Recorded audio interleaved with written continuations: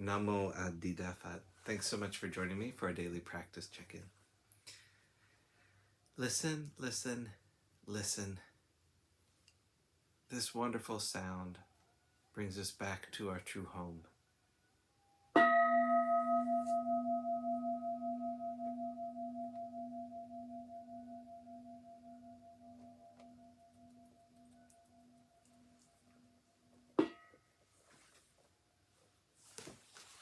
The fourth mindfulness training. Aware of the suffering caused by unmindful speech and the inability to listen to others, I vow to cultivate loving speech and deep listening in order to bring joy and happiness to others and to relieve others of their suffering. Knowing that words can create happiness or suffering, I'm determined to speak truthfully with words that inspire self-confidence, joy, and hope. I will not spread news I do not know to be certain, and will not criticize or condemn things of which I am not sure. I will refrain from uttering words that can cause division or discord, or that can cause the family or the community to break. I'm determined to make all efforts to reconcile and resolve all conflicts, however small.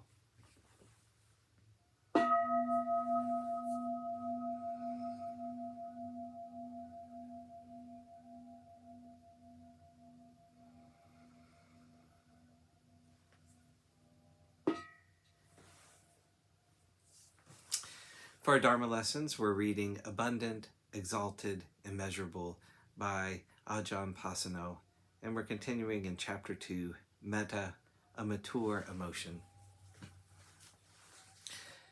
There is a word in Buddhist jargon. In Pali, it's punya. In the Thai language, boon. Inevitably, Thai people who have been to the West or have met a Westerner who is studying Buddhism ask, how do you translate boon? It's one of those very difficult terms to render, but the Buddha himself said, punya is another word for happiness. It is a result of skillful action, good, wholesome actions or activities that result in happiness and well-being for you and for others. Generosity and giving are punya. Keeping precepts and virtue are punya. Meditation is punya. Listening to teachings is punya. Teaching is punya. Giving the opportunity for other people to access teachings is punya.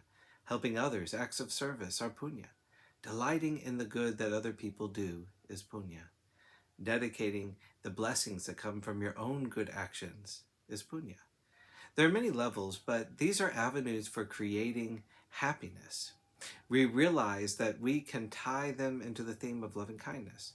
The recognition of that which is wholesome and skillful is an act of loving kindness, as well as the commitment to doing those acts. Also realizing that the thought, if I'm not meditating, I'm wasting my time, is not a fixed thing.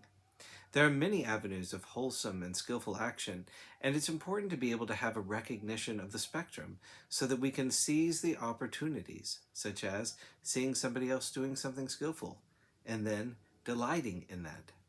It's expressed in the Pali word anumodana, delighting in the good that is done.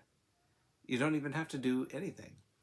If you see somebody else doing something skillfully, it doesn't have to be intimidating. I just don't measure up. Nor do you have to be jealous. They're not so good, really. There is that sort of criticism, which is a way to pull people down and put them in their place. It's very small-minded. It's not kind to yourself and not kind to others.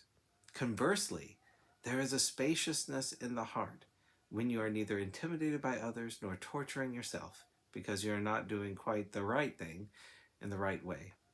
Feeling guilty about something that you didn't do properly just goes on and on. None of that is a kindness to yourself or to others.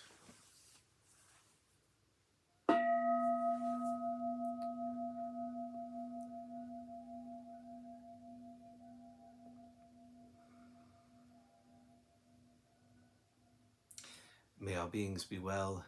May all beings be happy. May all beings be at peace.